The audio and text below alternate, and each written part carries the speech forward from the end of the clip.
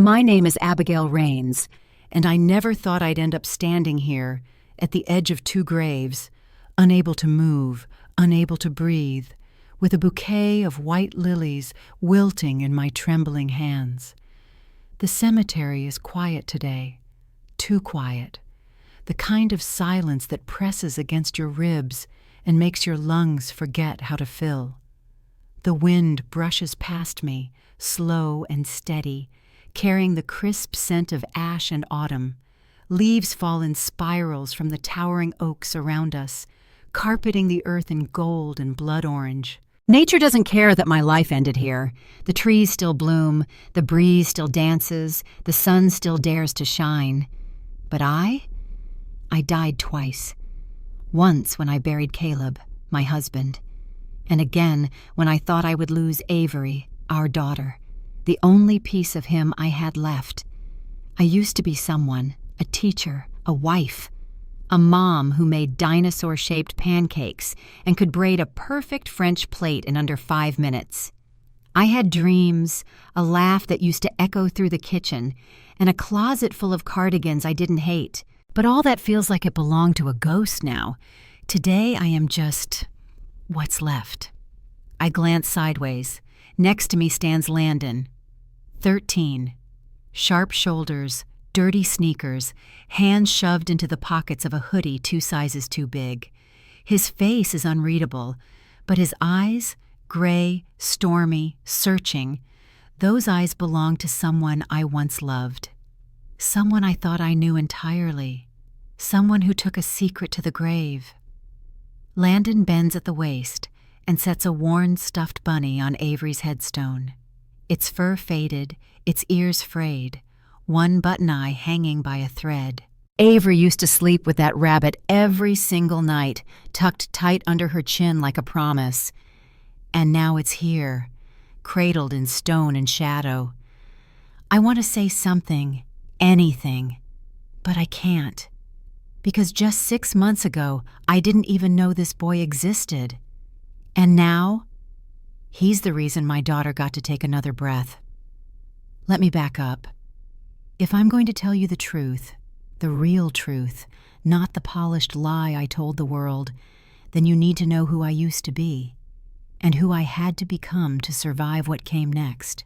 It started the way most tragedies do, too quietly to notice. We were living in Savannah, Georgia, in a small yellow house with peeling shutters and a porch swing that creaked no matter how much WD-40 Caleb sprayed on it. Life was simple. We didn't have much, but we had each other. Caleb was an EMT, calm in chaos, strong when I couldn't be.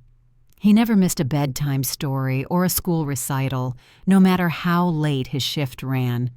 He'd sneak in through the back door, still in his uniform, and scoop Avery up like she was made of glass and starlight. She adored him. So did I. But then came the headaches and the bruises. Little things at first, easy to explain away. A bump from soccer, a long day at school, a mild fever here and there, until the night she collapsed on the playground. I still see it when I close my eyes. Her tiny frame crumpling mid-run, her green dress fluttering like a falling leaf as her knees hit the dirt. I screamed her name, loud enough to tear the sky apart.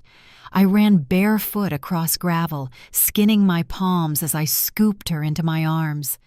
I remember her eyes blinking up at me, unfocused, dazed.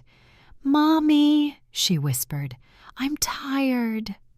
At the hospital, the fluorescent lights buzzed like angry bees overhead as doctors ran tests and nurses moved in fast, silent flurries. I sat in a cold plastic chair for what felt like years, knees bouncing, throat burning, praying to a God I hadn't spoken to since Caleb's funeral. Then came the verdict. Acute myeloid leukemia, same disease that took her father 3 years before. When the doctor said the words, it was like the air left the room, like gravity changed its mind and let me go. I was not ready. I was not strong. I was just a mother whose whole world had once again been cracked open by the unthinkable. We started treatment immediately: chemotherapy, transfusions, medications I couldn't pronounce. I slept in hospital chairs, memorized beeping rhythms of heart monitors, and learned the names of every nurse on the pediatric oncology floor. But the days bled into weeks, and Avery only got weaker. Then the test results came back. I wasn't a match for a bone marrow transplant, not even close. And just like that, hope shriveled. I called every registry, sent out flyers, pleaded on Facebook groups. No luck. I was running out of time, out of prayers, out of miracles. And then, one night, 2 a.m., my eyes heavy with grief and caffeine, a nurse burst through the door. "Mrs. Raines," she gasped, "there's a boy in the ER. No ID, no family, but his blood, it matches. He might be compatible." I blinked at her, stunned. "A match?"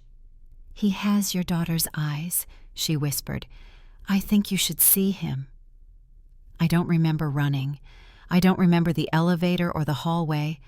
All I remember is stepping into a sterile white room and seeing a boy with gray eyes and a chipped tooth sitting upright on the hospital bed like he'd been dropped out of the sky.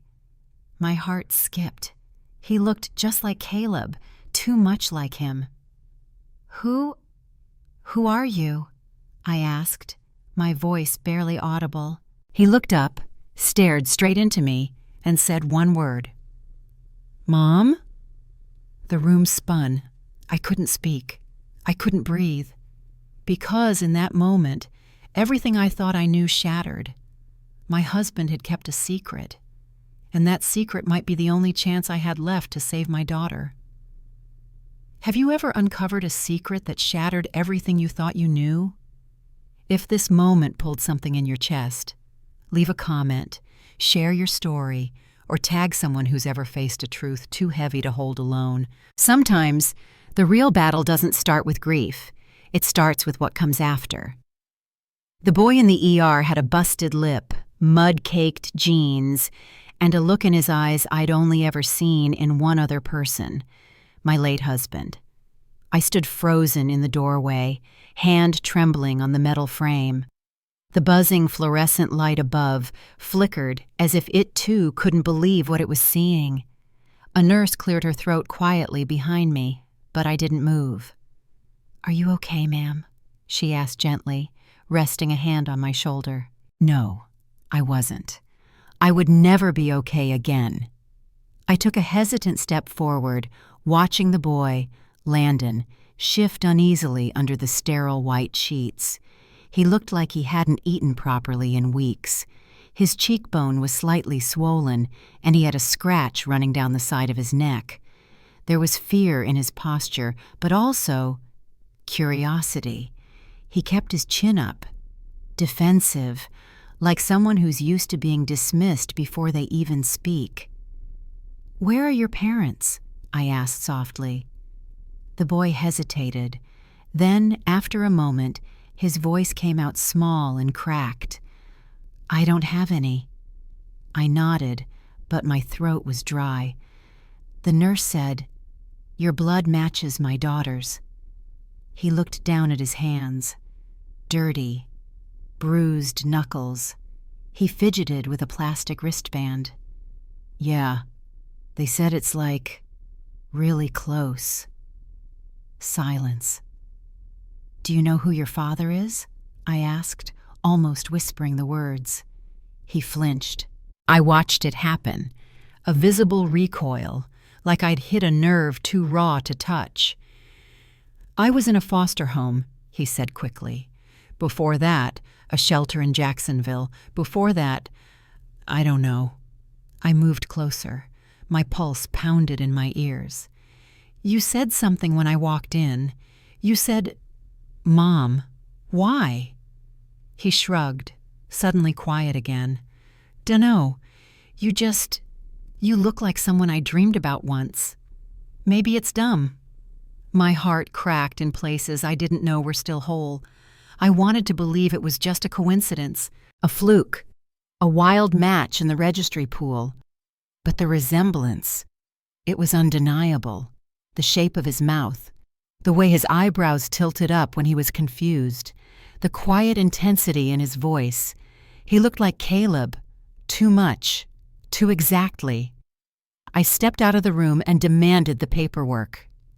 2 hours later, a nurse returned with a folder, unassuming, light, but heavy in what it held. Inside were medical intake forms, preliminary blood work, and a single name written under father, Caleb Rains. My knees buckled. I dropped into a chair in the hallway, the folder pressed to my chest, and let the weight of it all cave in. My husband, the man who used to read bedtime stories to our daughter, who made coffee every morning with a kiss on my forehead, who died in my arms after a car wreck 3 years ago, had hidden a child from me, a child who was now sitting in that hospital bed, a child who might be the only one who could save our daughter. I wanted to scream. I wanted to throw the folder across the hallway and curse the man I loved for lying to me, but I didn't. I couldn't. Because Avery was still upstairs fighting for her life, and that boy, that stranger with my husband's face, might be the only reason she'd live to see another birthday. I stood up, wiped my tears, and walked back into the room. He looked up again when I entered, but this time there was something else in his eyes. Hesitation mixed with something softer, a question he didn't know how to ask. I started, then stopped. What did I think? That my husband cheated? That he had a son and left him behind? That the child I'd been preparing to bury might survive because of a mistake I was never meant to discover? I swallowed hard. I think we need to talk.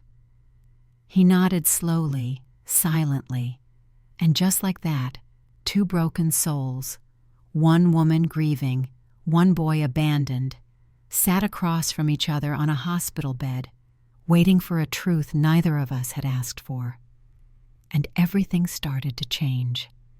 I didn't sleep that night.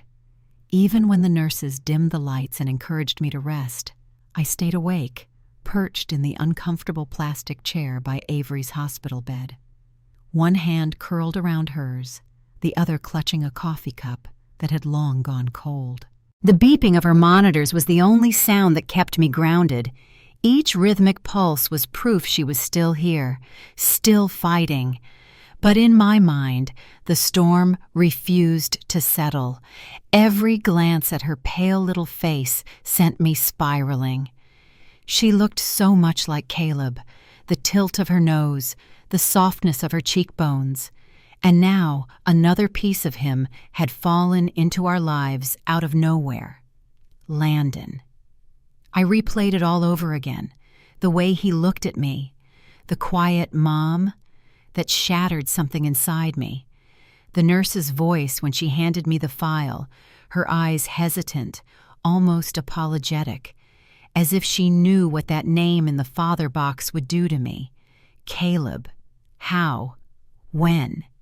I had no answers, just questions screaming in my head. I didn't want to believe he could have hidden something so enormous. We'd been together since college. We got married at 24. Avery was born just 3 years later. Caleb wasn't perfect. He could be forgetful, and he had a bad habit of leaving coffee mugs half full all over the house. But he was loyal, or so I thought. Then I remembered the months just before our wedding. There was a time when we'd argued, badly. He disappeared for 3 days. When he came back, he told me he needed space to think, that he'd driven to see his mother upstate. I had believed him. I married him 2 months later. Could that have been when Landon was conceived? And if so, why didn't he tell me? Why didn't he tell anyone? I rubbed my temples, overwhelmed. The door creaked, pulling me out of my thoughts. Landon stood in the doorway, fidgeting with the sleeve of his hoodie. He looked smaller in the harsh light of the pediatric ICU, like a kid who had grown up too fast and shrunk in all the wrong places. "Can I come in?" he asked quietly. I hesitated for a second, then nodded. He stepped inside, walking slowly to Avery's bedside. He stared at her for a long time, his mouth tightening as he took in the tubes and wires crisscrossing her fragile frame. "She's really sick," he said. "Yes." "She doesn't look like she should be here," he added. "She looks like she should be outside, running around." A lump caught in my throat. "She used to. She loved to run." "She looks like him." My stomach clenched. "Who?" He didn't answer. He just reached into his pocket and pulled out a photograph, crumpled, the edges bent. He handed it to me. It was a picture of Caleb, younger, smiling, holding a newborn baby wrapped in a faded blue blanket. Landon. I recognized that dimple in Caleb's chin, the way he smiled with his eyes more than his lips. But his hair was longer. He looked tired, disheveled. There was no wedding ring.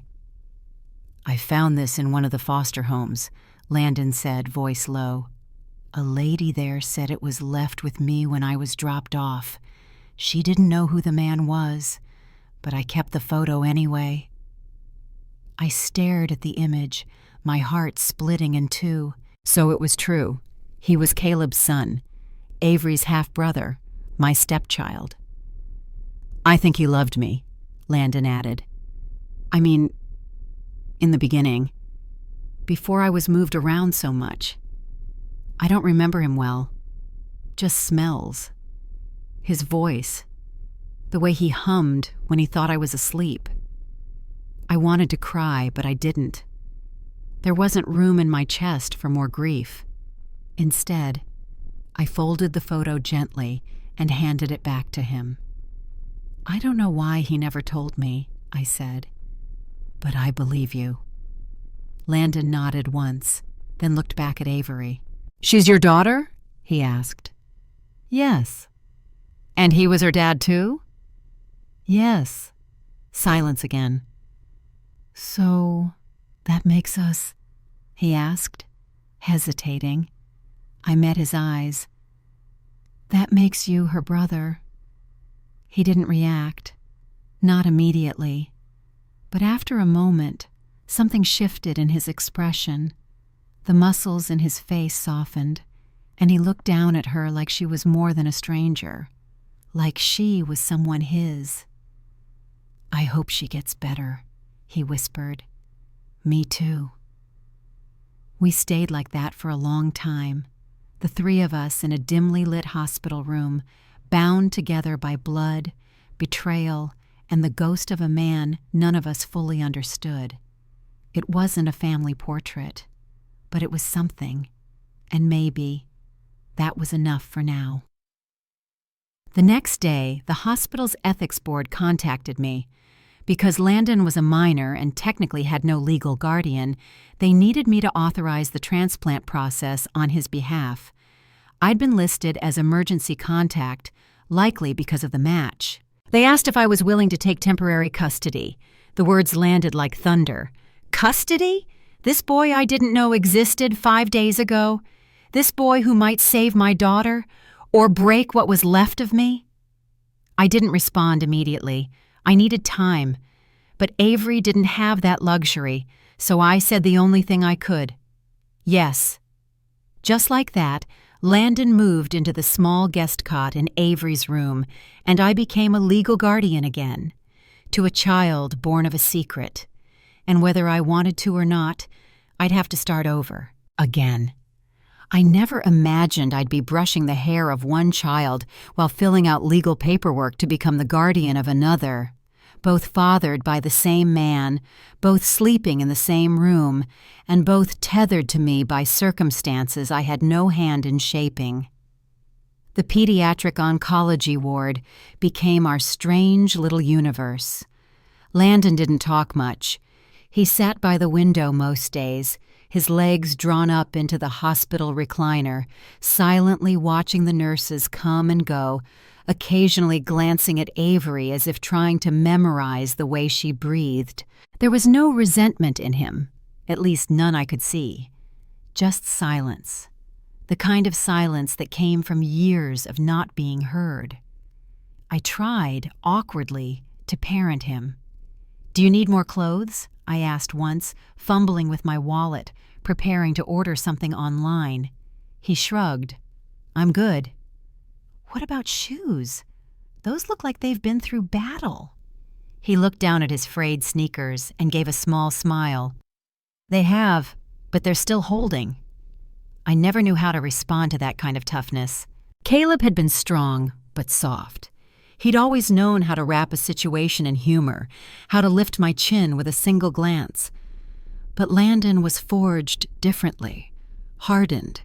He didn't want to be rescued, just respected.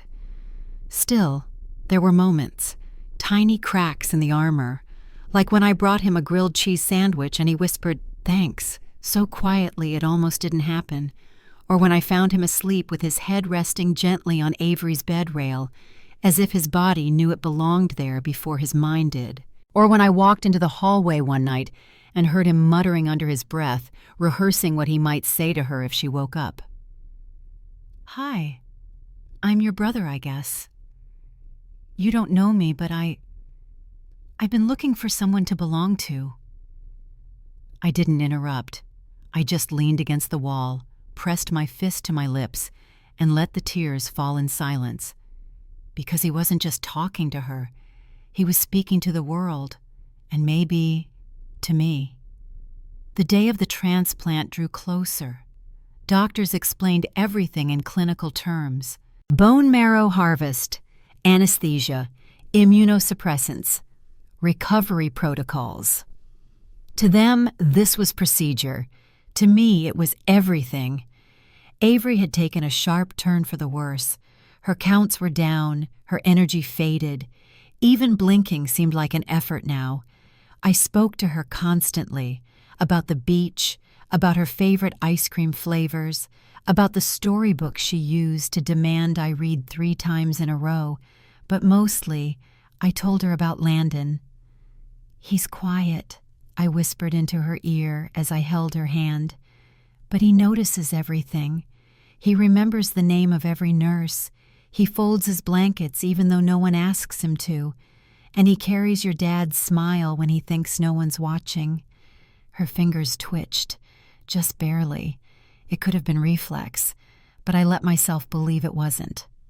The night before the transplant, I brought Landon a chocolate milkshake from the hospital cafeteria. I set it on the tray next to him and sat down. He looked at it, then at me. "Is this a bribe?" he asked dryly. I raised an eyebrow. "A peace offering." He gave the smallest nod of approval, took a sip, and winced. "Too sweet." "Better than bitter," I replied. We sat there for a moment, the silence more comfortable than usual. Then I turned to him. "You're about to do something unimaginable. Most adults wouldn't step up like this." He stared ahead. "She's my sister," he said quietly. "Even if it doesn't make sense, I know she is." I swallowed hard. "And you're my responsibility now." He didn't flinch, just kept sipping the milkshake. I hesitated, then reached into my purse and pulled out a photo. It was Avery as a baby, sleeping on Caleb's chest, both of them tangled in a Sunday afternoon nap on our couch. "This was him," I said, placing it between us. "Your father." Landon took it, stared at it for a long time. "He looks tired." "He always was." He looked up at me. "Did you love him?" The question sliced deeper than I expected. "Yes," I whispered. "I did, more than I knew how to admit, and now I'm trying to figure out if I ever really knew him at all." Landon didn't respond. He just set the photo back on the tray and finished his milkshake in silence. The morning of the transplant, the nurses came in early. Landon didn't ask questions. He didn't complain. He put on the hospital gown, walked alongside the orderly, and gave me a small, almost imperceptible nod as they wheeled him toward the OR. He didn't say goodbye. He didn't need to. I stayed with Avery, praying, hoping, bargaining with every god I could remember from Sunday school. Hours passed. Then came the knock. A doctor entered, her face calm. "It went well," she said. "We harvested more than expected. He's in recovery. Avery will begin infusion shortly." I nearly collapsed. I wanted to run to Landon, to hold him, to thank him, but I stayed. Because my daughter was about to receive the lifeblood of a stranger. No, not a stranger. A brother. And for the first time in weeks, I dared to hope. I dared to believe she might live. The day after the transplant, the world felt heavier than usual. Not because something was wrong, not exactly, but because something sacred had happened in that room. 2 children, born of a man I loved, now carried pieces of each other inside them. Avery was still unconscious, her body adjusting to the new marrow. Her skin was pale, lips dry and cracked, but the machines beside her beeped with a steadiness that hadn't been there in weeks. I clung to that sound like a mother holds her child, with reverence, with desperation. Landon, meanwhile, was curled up in the recovery room down the hall. When I stepped in, he was already awake, though he pretended not to be. He stared at the ceiling, face still, jaw tight. "You're allowed to be in pain," I said softly. He blinked. "I'm fine." "You're not," I replied, "and that's okay." He didn't answer, but he didn't push me away either. I sat beside his bed, watching his chest rise and fall in shallow waves. "Did they give you something for the pain?" I asked. He nodded. "Yeah, it helps." A pause. "She's going to be okay, right?" I let out a breath I hadn't realized I was holding. "We're hopeful. That's more than we had before." He turned his head to me. His eyes looked older than 13. Too much loss, too many doorways closed in his face. "Does this mean I get to stay?" The question hit harder than I expected. He wasn't asking to be a hero. He wasn't asking for praise. He was asking to belong. My voice trembled as I answered, "Yes." "If you want to, yes." His shoulders sagged just a little, like something had been lifted off them. Not all of it, but enough. "I don't have anywhere else to go," he murmured. "You do now." 3 days later, Avery opened her eyes. The nurse gasped. I rushed to her side, gripping her hand, calling her name.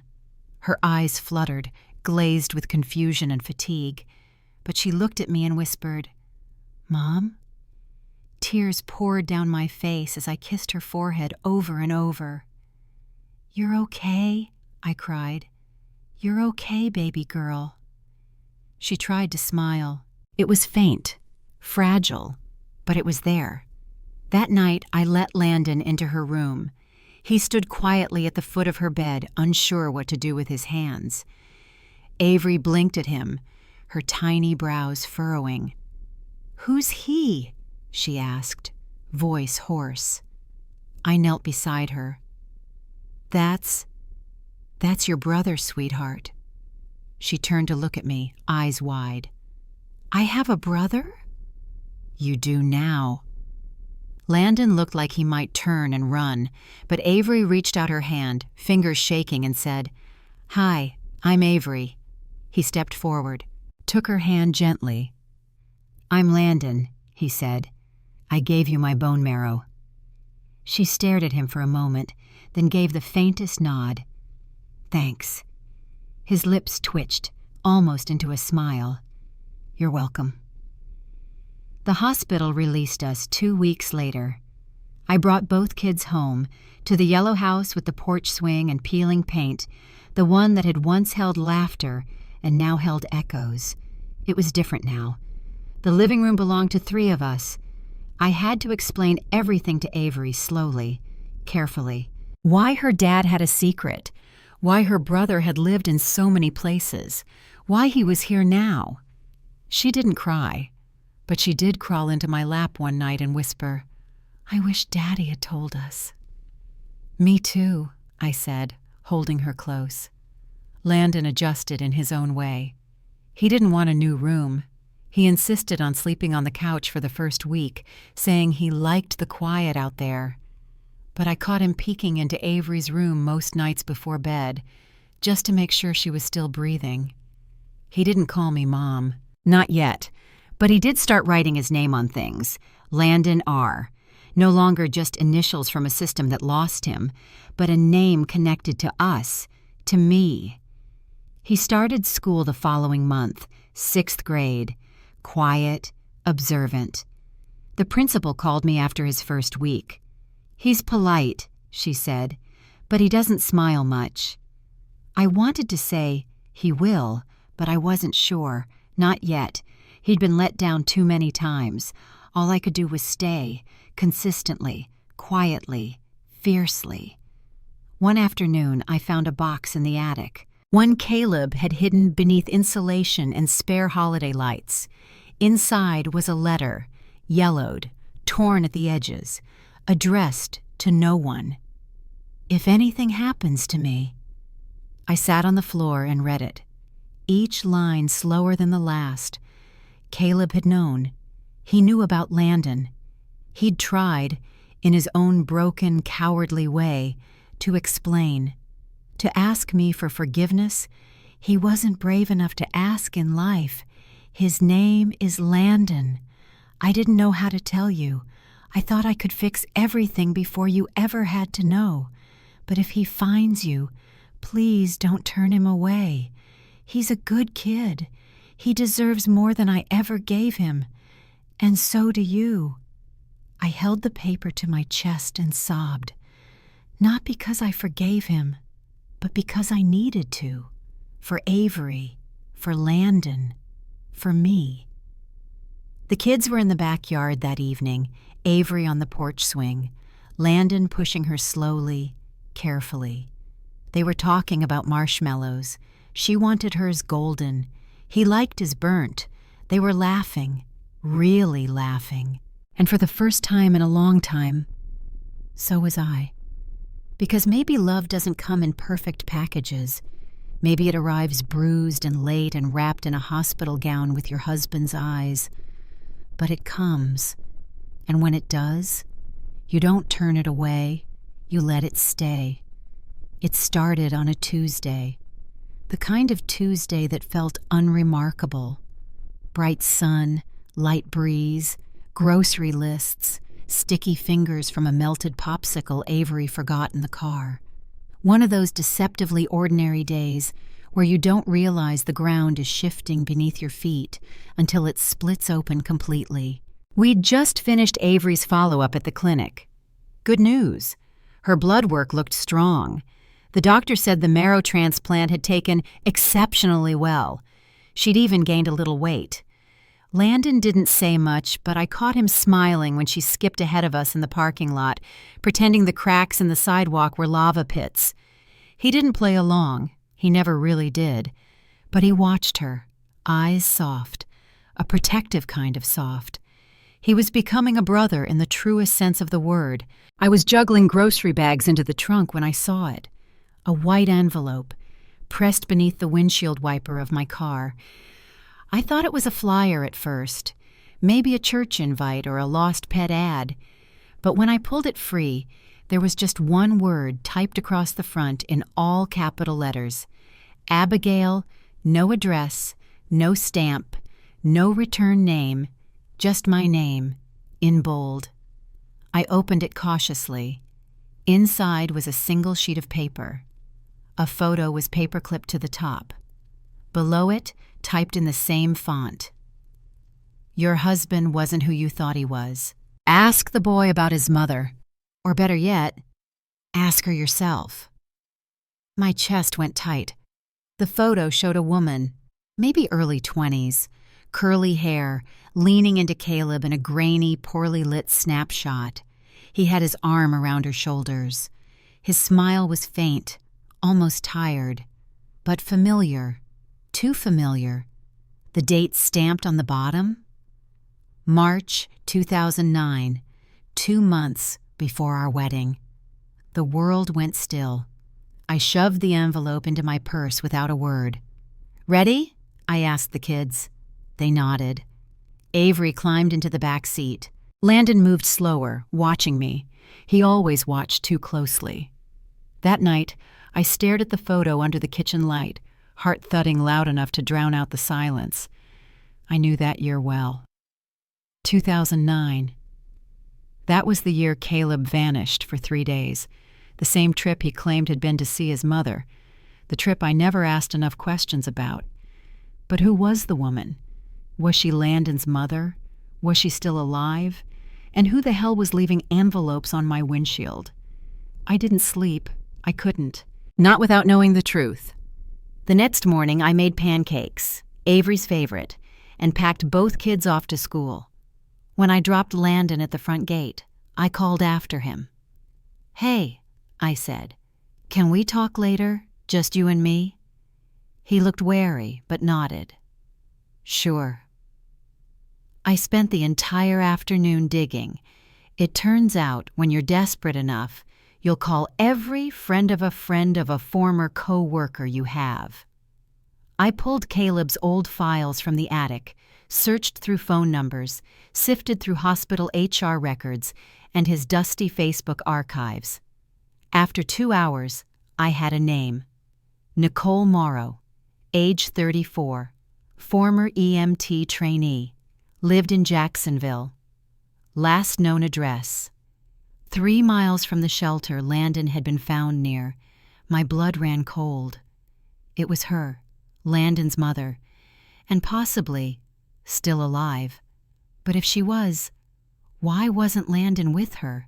Why was he in the system? Why was I raising the child of a woman who might be out there watching?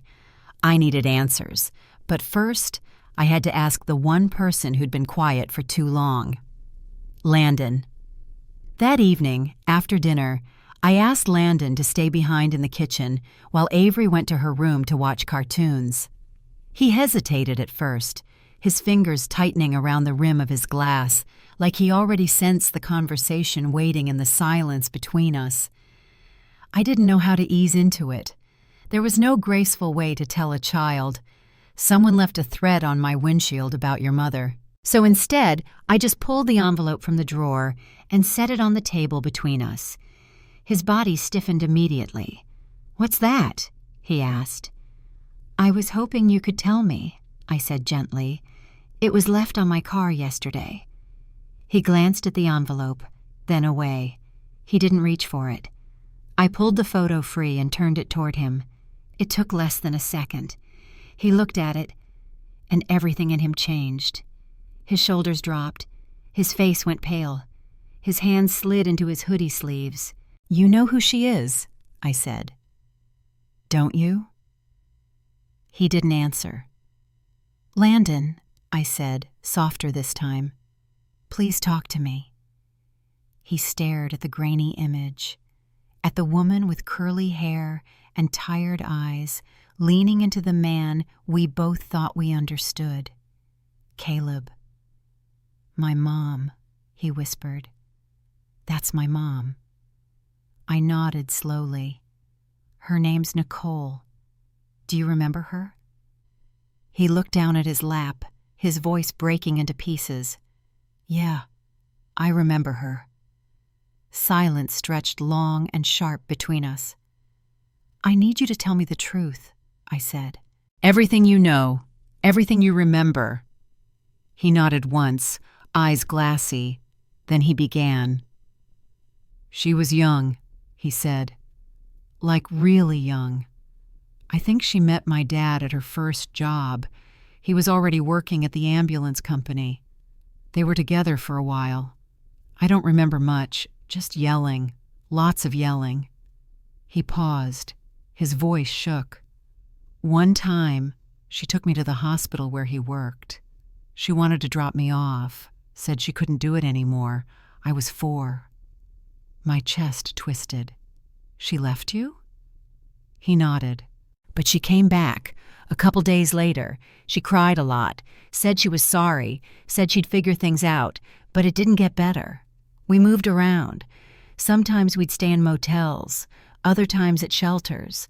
Then one day, she just didn't come back. His hands balled into fists. I waited for hours in a parking lot outside a convenience store. I was 6. The owner called the cops.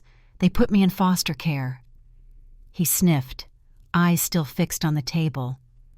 I never saw her again. I covered my mouth with my hand. My husband had an entire life before me, a life tangled with abandonment, failure, and a child left behind, and he never told me a single word. You said she came to the hospital, I whispered. Did she ever meet Caleb again? Landon shook his head. I don't think so. She always said he didn't want anything to do with me, that he had a real family now. The words sliced through me. Real family, the one I thought I had. I reached across the table and placed my hand over his. You are real, I said firmly. You matter. I don't care what she told you. I don't care what he didn't say. You're not a mistake. He didn't cry, but his fingers tightened over mine like he was hanging on for dear life. That night, after he went to bed, I pulled out Caleb's letter again, the one I found in the attic box, the one where he mentioned Landon for the first and only time. There was something in the way he wrote it, hesitant, wounded, like a man full of shame but starved for forgiveness. If he finds you, please don't turn him away. What kind of father writes that, but never makes the call? What kind of man lets his child go unseen while building bedtime routines with another? My mind churned with grief, guilt, and something that tasted like rage. I needed answers, not from Landon, not from Caleb's ghost, but from the woman who'd been missing for nearly a decade, Nicole Morrow. I pulled out my laptop, reopened the old search tab I'd left hanging earlier that day, and dug deeper. It didn't take long. She wasn't hiding. In fact, she wasn't far. 10 miles south, in a low-income apartment complex off Route 84, working under a new name, Nicole James, registered nurse, currently employed at a private elder care facility in Savannah, the same city where Landon had been found. I stared at the screen, jaw clenched. She was alive, and she'd been close all along. Watching? Avoiding? I didn't know, but I was going to find out.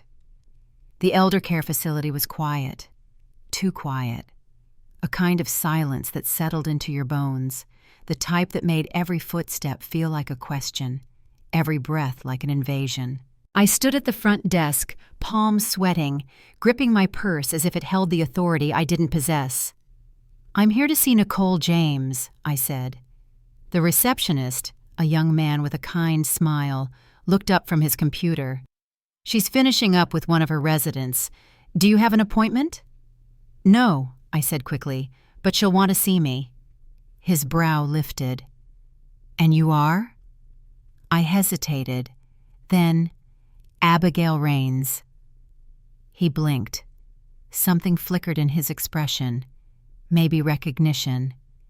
He typed something, nodded slowly, and picked up the phone. 2 minutes later, a woman emerged from the hallway. Her hair was darker now, shorter, the curls tamed, the makeup more modest. But I recognized her immediately. So did she. Her face went pale the moment our eyes locked. I stepped forward. Nicole. Her voice barely escaped her throat. Abigail. We stood in the hallway for a moment, 2 women bound by the same man, separated by years of silence, connected by the broken child he left in both our shadows. I think we need to talk, I said. She nodded stiffly. Not here. We stepped outside. There was a bench beneath a tired oak tree near the staff parking lot. We sat in silence. I studied her face. She looked older, worn, not cruel, just exhausted by life. "What are you doing here?" she asked finally. "I know who you are," I said, "and I know who Landon is." She flinched. "Does he?" "Yes," I replied. "He remembers you." She stared at the cracked pavement beneath her feet. "I didn't know where he was," she murmured. "I looked for him for years." "Really?" My voice was sharper than I intended. She looked up, defensive. "You think I just left him on purpose?" "I think you left him outside a convenience store and didn't come back." Her face twisted in pain. I was 21, homeless, broke. He was sick, and I couldn't afford the medicine. I told him I was going to get help, and I meant to. But I got arrested that night. Petty theft. They held me for 2 weeks before I got processed. By the time I got out, he was gone. She blinked hard. "And Caleb?" I asked. "Why didn't you go to him?" She laughed bitterly. "You think he would have helped?" I said nothing. "He told me, straight up, that he was getting married, that he couldn't risk you finding out, that if I ever showed up, he'd deny everything. He paid me off once, gave me money to disappear. I used it to get a place, a job. I never saw him again." I felt sick. "He wrote about you," I said, "in a letter. Said he didn't know how to tell me, that he'd made a mistake." Nicole's eyes welled up. "He was scared of losing you, of being exposed. He said he'd fix it, that once your daughter was born, maybe there'd be room for Landon too. But that never happened, did it?" "No," I said. "He died 3 years ago." She gasped softly. "How?" "Car accident, on duty." She covered her mouth. "I didn't know." "I'm not here to blame you," I continued. "But I need to know why Landon ended up alone. Why no one came for him." "I tried," she whispered. "But by then, I wasn't stable. CPS wouldn't return him to me. I thought maybe that was for the best. I was still working night shifts, barely holding on." "You never visited?" "I tried. Once. They wouldn't let me in." I closed my eyes.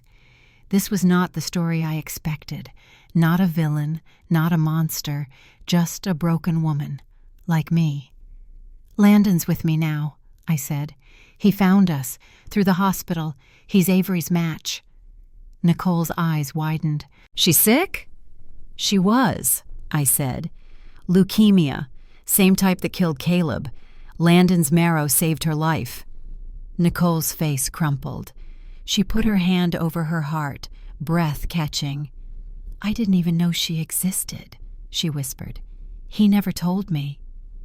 "I didn't know about Landon either," I said. We sat there for a long time.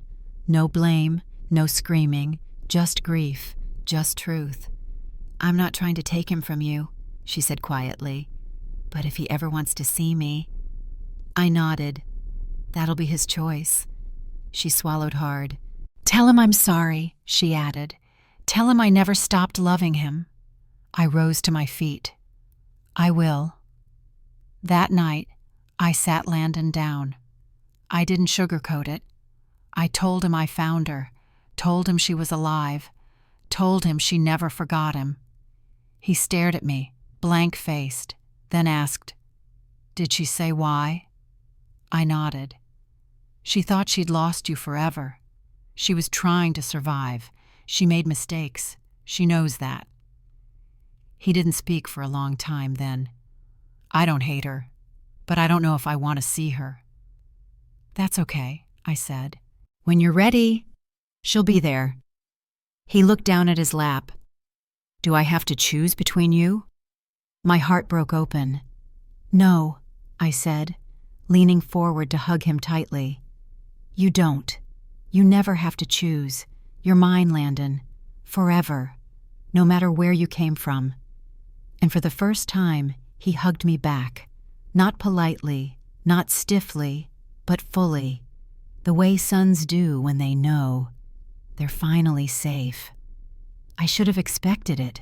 News in small towns doesn't travel. It spreads like wildfire, fueled by nosy neighbors, hushed conversations at grocery store lines, and whispers behind church pews. The minute Landon's last name showed up in the school system, the buzz began. Rains? Is he related? Wait, didn't her husband pass away a few years ago? Wasn't she the one whose daughter got sick? I'd survived the sickness, the funeral, the transplant, the unraveling of a hidden child. But I wasn't prepared for what came next, the shame that others tried to wrap around me. It started with PTA meetings, subtle glances, pauses in conversations when I entered. A volunteer mom, Cheryl something, offered me a clipped smile and an even colder comment. "You've got your hands full these days, don't you?" she said, sipping lukewarm coffee from her floral mug. "2 kids, one not even yours. Must be exhausting." I held her gaze. "They're both mine."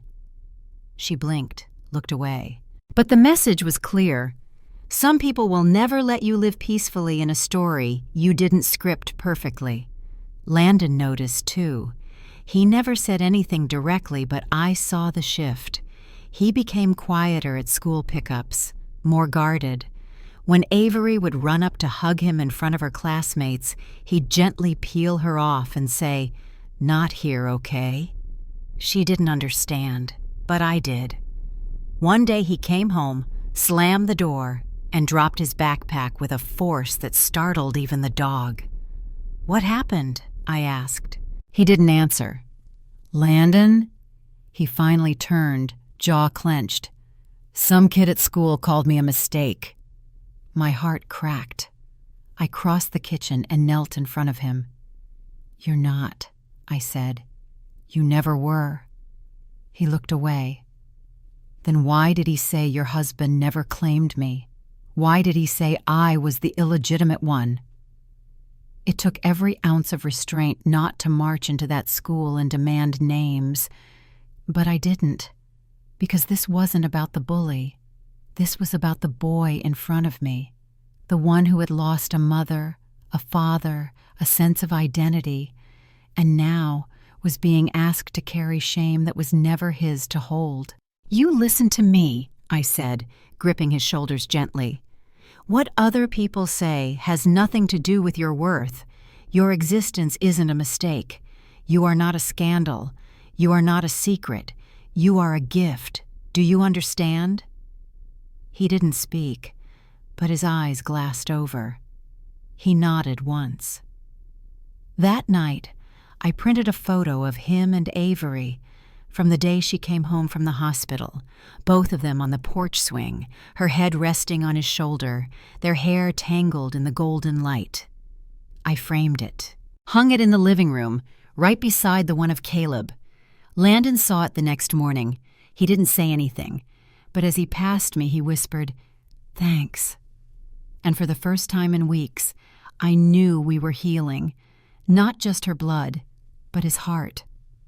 It was a Saturday morning when the doorbell rang, not once, but 3 times, sharp and deliberate, like someone trying to startle the house into paying attention.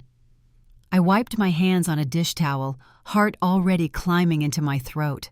I wasn't expecting anyone. Landon and Avery were still in their pajamas, nestled in the living room under a pile of pillows, watching cartoons.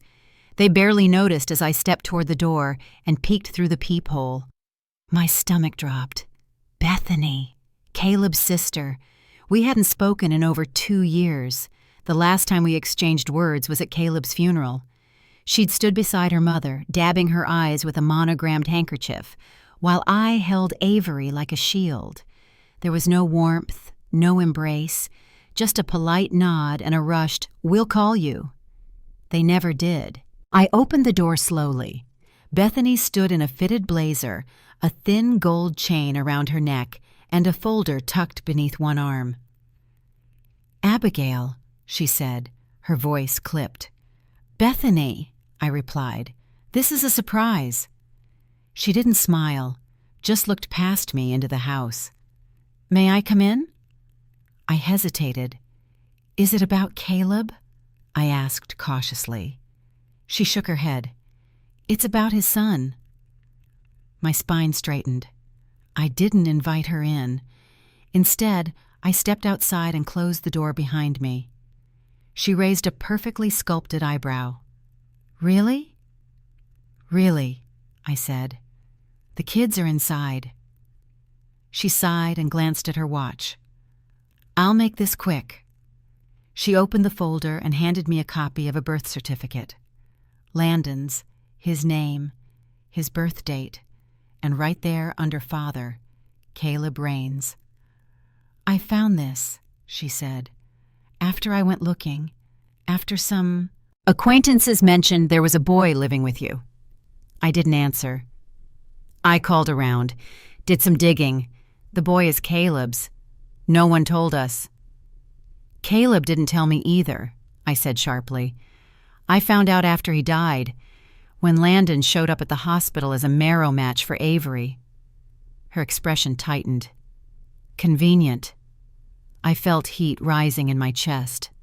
"Don't," I said. "Don't come here, 2 years after burying your brother, and suggest I manufactured a tragedy." She looked at me, long and cold. "My mother is furious," she said. "She believes she has a right to meet the child, possibly even to gain custody." My jaw dropped. "What?" "She believes he deserves a place in our family, a proper home, one not built on—" "Careful," I said, my voice low and dangerous. Bethany's eyes narrowed. "You're not his mother." "I'm the one who found him," I snapped. "The one who took him in, the one who signed the transplant papers, the one who stayed awake for 3 nights praying he'd survive anesthesia." "Where were you, Bethany? Where was your proper home when he was in the foster system for 6 years? She didn't respond. I took a step closer, not caring that my voice had risen. "Don't you dare walk onto my porch and act like biology makes a parent. Love does. Sacrifice does. And unless you're here to help this boy heal, I suggest you leave." Her face twitched. "You'll be hearing from someone," she said stiffly. "We have rights." "No," I said. "You had chances. You ignored them." She turned and walked back to her car without another word. I stood on the porch long after the engine faded down the street. My hands were shaking. Not from fear, from fury. That night, after the kids were asleep, I called a lawyer. I didn't want surprises. I needed to know what they could try. He reassured me. Landon wasn't just living with me. I had legal guardianship. The adoption paperwork was pending, and as long as Landon wanted to stay, no one could force a separation. Still, I didn't sleep. I lay awake, staring at the ceiling, wondering what else Caleb had buried, what other shadows might crawl out of the past now that Landon's existence had stepped into the light. I didn't regret taking him in, not for a second, but I hated that the people who should have welcomed him were now trying to claim him like property. Landon wasn't a relic from Caleb's life. He was a person, a boy, my son, and I'd go to war before I let anyone treat him like less. The next morning, I found Landon in the kitchen making toast. His back was to me, but he spoke first. "That lady yesterday?" I froze. "You saw?" He nodded. "Through the window." "She's Caleb's sister." He didn't respond. "She may try to reach out," I said carefully.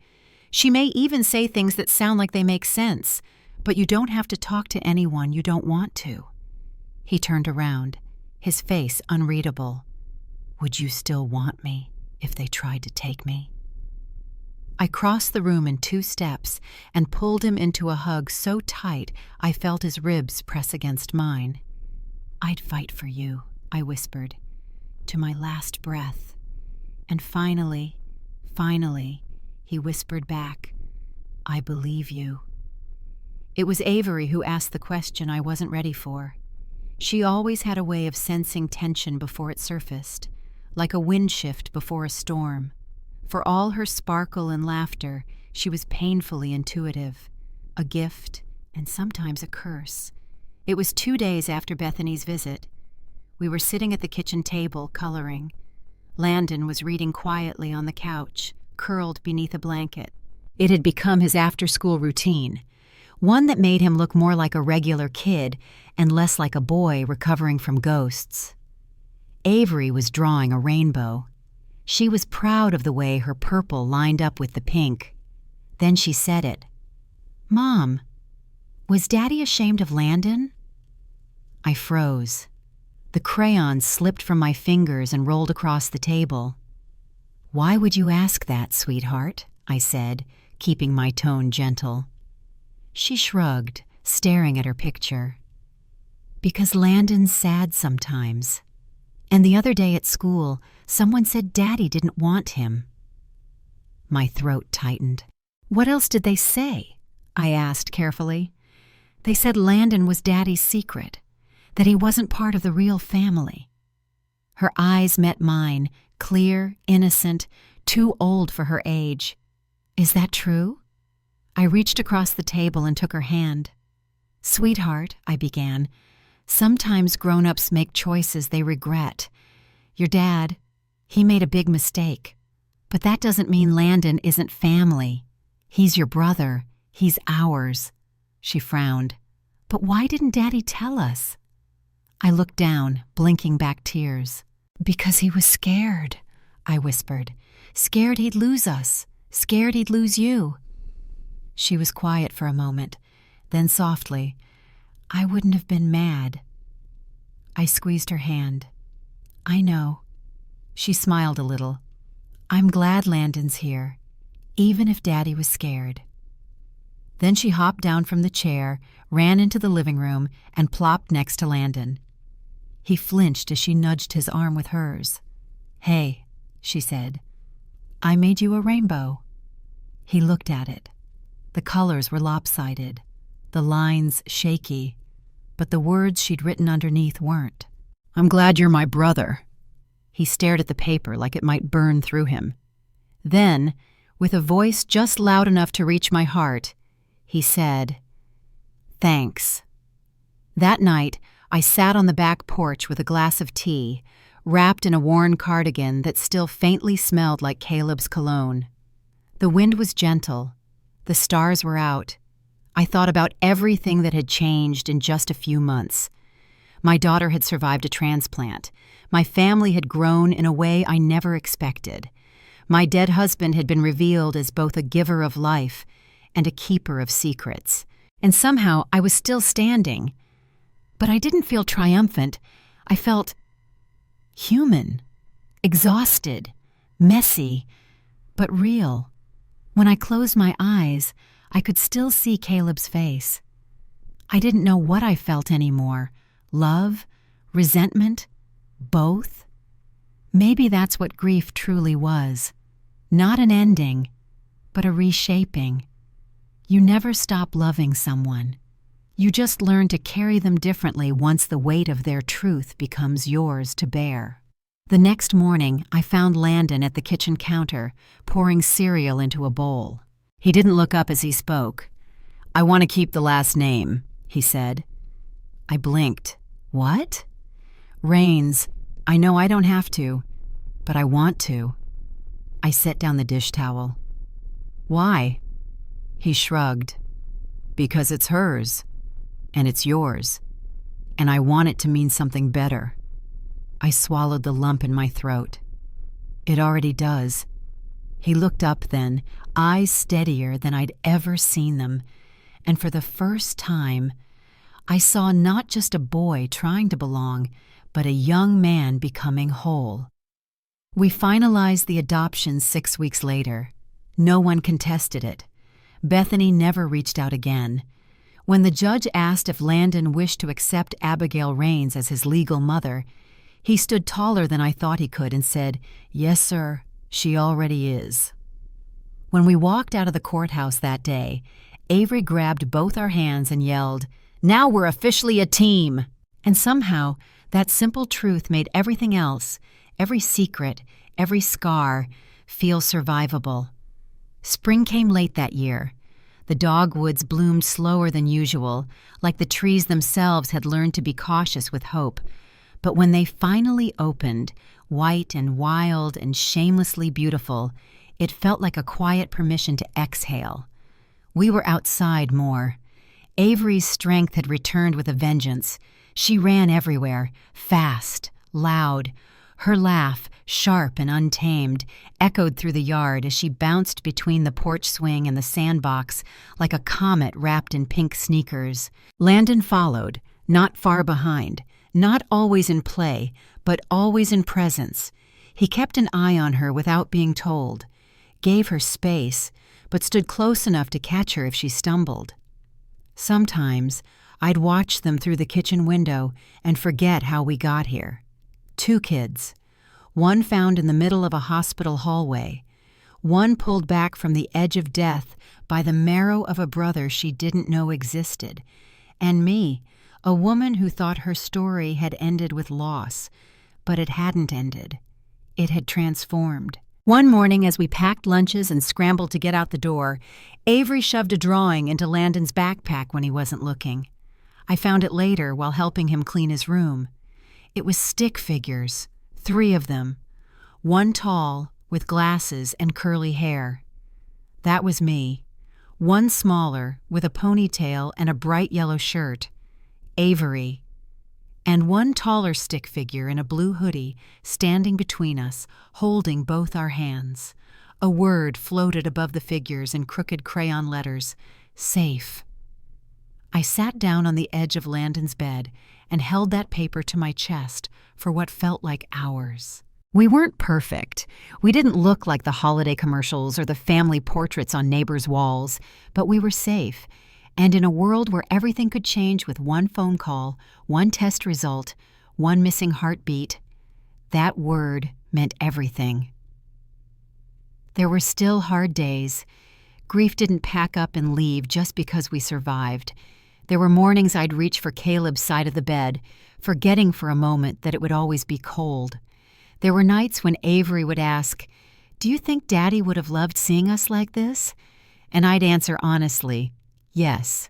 And I think he'd have a lot of explaining to do. We didn't avoid talking about him anymore.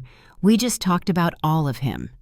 The parts we missed, the parts we still didn't understand, the parts that hurt, and the parts that healed. Landon rarely said his name out loud, but sometimes, when he helped Avery with homework or held her hand during thunderstorms, I could almost see Caleb in the way he moved, with gentleness, with restraint, with the quiet hope of a man trying to be better than what came before. One evening we went to the lake, the same lake where Caleb used to take Avery fishing, the same one where I once spread his ashes. I brought both kids and a picnic basket filled with sandwiches they barely touched. We sat on the dock, legs dangling over the water, as the sky turned that sleepy, honeyed pink of early May. Landon tossed a pebble into the lake and said, "Can I ask you something?" "Always," I said. He hesitated. Then, "Do you think he'd be proud of me?" I didn't answer right away, because I didn't want to say something just to soothe. I wanted to tell him the truth. So I turned to him and said, "I think he'd be proud of how you fought for your sister, of how you've healed, of the man you're becoming." Landon nodded once, staring out at the water. "But more importantly," I added, "I'm proud of you, every single day." He didn't respond with words. He just leaned his head briefly against my shoulder. And in that moment, under a sky full of fading light, I knew something sacred had settled between us. Not silence, not sorrow, but peace. And peace, I've learned, doesn't mean the absence of pain. It means knowing you're strong enough to hold it, together. A few months after the adoption papers were finalized, something changed in the way Landon walked through the world. It wasn't dramatic. He didn't become suddenly loud or confident or quick with jokes. That was never his nature. But the fear that used to cling to his shoulders like a second skin, It was fading. I noticed it in small ways. He no longer flinched when someone new said his name. He started raising his hand in class. I found out from his teacher, who emailed me after the first time saying, "He answered a question today, and he was right. It made him smile, just a little." He laughed more, especially with Avery. The two of them had developed their own language of sarcasm and inside jokes, the kind only siblings understand, full of eye rolls, shoulder bumps, and unspoken loyalty. But the biggest shift? He didn't whisper anymore. Not when he asked for things, not when he offered to help, not when he told me he'd aced a quiz or that he wanted to try out for track, even though he thought he'd be too slow. He spoke like someone who believed he deserved to be heard, and that, more than anything else, told me we'd done something right. One Sunday afternoon, I found him in the garage. He was digging through a box of old belongings, stuff Caleb had stored years ago, sports gear, work boots, some faded photos, and a cracked leather-bound notebook I didn't even know existed. He held it up. "Did you know he kept a journal?" I blinked. "No, I didn't." He handed it to me.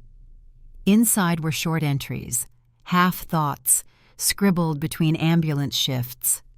Most of them were mundane, call reports, grocery reminders, jokes he'd overheard on the radio. But near the end, the handwriting changed. It got shakier. One page caught my breath. March 3rd. I keep seeing his face. I wonder if he'd recognize mine now, if he'd forgive me for disappearing. I told myself I'd fix it all, but the longer I wait, the heavier it gets. Abigail doesn't know. I hate myself for hiding it, but I look at Avery, and I'm scared I'll lose both of them. I don't deserve her, or him. But maybe, someday, they'll meet. I closed the book and handed it back to Landon. "I think," I said slowly, "he wanted to make it right. He just didn't know how." Landon nodded. "I'm still angry sometimes," he admitted. "You're allowed to be." He looked up at me. "But I'm not ashamed anymore." Tears stung the backs of my eyes. "You never had to be," I said. That summer, we hosted a barbecue. Nothing big. Just a few neighbors, Avery's best friend from school, and the family from 2 houses down with the world's most patient golden retriever. Landon grilled hot dogs. He'd never done it before, but insisted on learning. He burned the first 2. The third was perfect. Avery gave him a standing ovation. When I looked around the yard, kids chasing bubbles, grown-ups laughing, music playing low from a speaker near the porch, I felt something I hadn't felt in years. Not just peace, but joy. Real, unfiltered joy. It wasn't the kind that bursts open with fanfare. It was the quiet kind. The kind that settles deep into your soul and whispers, "You made it. You're still here." And so are they. That night, after the last marshmallow had been roasted and the guests had gone home, the 3 of us sat on the porch, wrapped in blankets, watching fireflies blink across the yard. Avery fell asleep first, her head in my lap, sticky fingers curled around the edge of my sweater. Landon sat beside me, silent for a while. Then he said, "Do you think you'll ever get married again?" The question caught me off guard. "I don't know," I answered honestly. "Maybe. Someday." He nodded. "Do you think he'd be okay with that?" he asked. It took me a moment to realize who he was. Caleb. I looked up at the stars, then back at my son. "I think he'd want me to be happy, and I think you would be the first person I'd ask about it." Landon smiled, a small, crooked thing that made him look so much like Caleb it took the wind from my lungs. "You don't have to ask," he said. "You already made us a family." And just like that, the story found its ending. Not in a courtroom, not in a hospital room, but on a porch, under stars, beside the children I didn't know I needed, until life broke me open just wide enough for them to walk in. We were never picture perfect, but we were whole, and sometimes that's the better miracle. If you've ever had to rebuild your family from the ashes of truth and grief, this story is for you. Leave a comment, share your thoughts, or tag someone who believes in second chances. Because love, real love, rarely arrives perfectly. But when it stays, it changes everything.